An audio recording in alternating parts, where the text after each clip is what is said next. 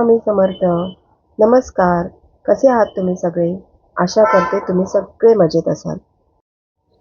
आपल्या सनातन संस्कृती आणि महाराष्ट्रात श्री गुरुचरित्र ग्रंथाचे स्थान किती मोठे आहे हे आपण सर्वच जाणतो.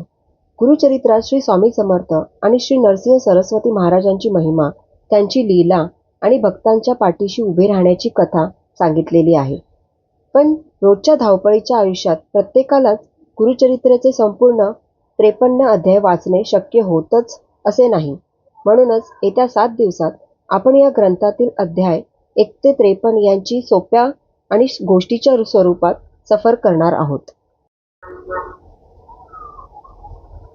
आज आपण श्री गुरुचरित्रातील 1 ते 9 अध्यायामधील कथा अगदी सोप्या आणि गोष्टी स्वरूपात जाणून घेणार आहोत.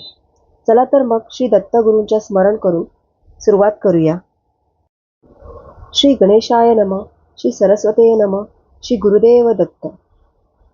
गुरुचरित्राची सुरुवात श्री गणेश, माता सरस्वती आणि श्री गुरूंना वंदन करून होते. या ग्रंथाचे वाचन आणि श्रवण केल्याने मनाला शांती मिळते, संकटे दूर होतात आणि सद्गुरूंची कृपा प्राप्त होते असे सांगितले आहे. आता कथा सुरू होते एका ब्राह्मणापासून. त्याचे नाव असते नामधारक. जीवनातील अनेक संकटांमुळे तो खूप दुःखी झालेला असतो. मी श्री गुरूंची भक्ती करतो तरी माझ्या आयुष्यात इतके दुःख का, असा प्रश्न त्याला सतावत असतो. या विचारात तो श्री गुरूंच्या दर्शनासाठी निघतो. प्रवासात त्याला सिद्धमुनी भेटतात. नामधारक त्यांना आपली व्यथा सांगतो. तसे सिद्धमुनी त्याला म्हणतात, वत्स्या, निराश होऊ नकोस. मी तुला श्री गुरूंचे दिव्य चरित्र सांगतो. ते ऐकल्यावर तुझे सर्व प्रश्न दूर होतील. यानंतर सिद्धमुनी अत्री ऋषी आणि अनुसया माता यांची कथा सांगतात.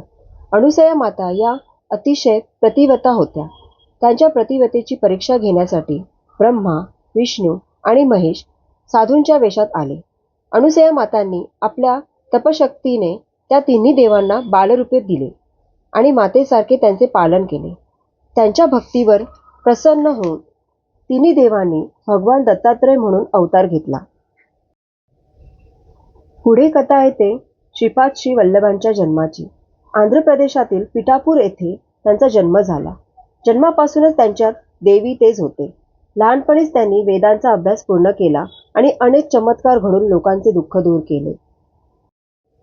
जेव्हा ते 16 वर्षाचे झाले तेव्हा त्यांनी संसाराचा त्याग करून लोककल्याणासाठी संन्यास स्वीकारण्याचा निर्णय घेतला. आई वडिलांची परवानगी घेऊन त्यांनी तीर्थयात्रेला सुरुवात केली. जिथे जिथे ते गेले तिथे त्यांनी भक्तांचे दुःख दूर केले आणि धर्माचा प्रसार केला. यानंतर गुरुचरित्रात गोकर्ण क्षेत्राचे महत्त्व सांगितले आहे. भगवान शंकरांचे हे अत्यंत पवित्र स्थान आहे. श्रद्धेने केलेली पूजा, जप आणि तीर्थस्थान याचे किती मोठे पुण्य मिळते हे या कथेतून समजते. त्यानंतर एका चांडाळ स्त्रीची कथा सांगितली आहे. पूर्वजन्मातील कर्मामुळे तिला अनेक दुःख भोगावी लागली, पण सद्गुरूंच्या कृपेने तिचा उद्धार झाला. या कथेतून एक महत्त्वाचा संदेश मिळतो. कर्माचे फळ प्रत्येकाला भोगावे लागते, पण सद्गुरूवरील श्रद्धा आणि भक्ती मनापासून मोक्षाच्या मार्गावर घेऊन जाते. या पहिल्या 9 अध्यायामधून आपल्याला काही अमूल्य शिकवण मिळते. पहिली, सद्गुरूंवर पूर्ण विश्वास ठेवावा. दुसरी, चांगले कर्म कधी वाया जात नाही.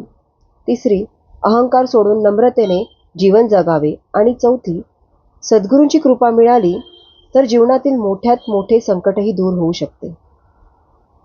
आज आपण श्री गुरुचरित्रातील 1 ते 9 अध्यायांचा सुंदर प्रवास पाहिला. पुढील भागात आपण 10व्या अध्यायापासून पुढील दिव्य कथा जाणून घेऊ. जर हा व्हिडिओ तुम्हाला आवडला असेल तर लाईक करा, शेअर करा आणि आपल्या चॅनलला नक्की सबस्क्राईब करा. शेवटी सर्वांना एकदा मनापासून म्हणा, श्री गुरुदेव दत्त, श्री स्वामी समर्थ.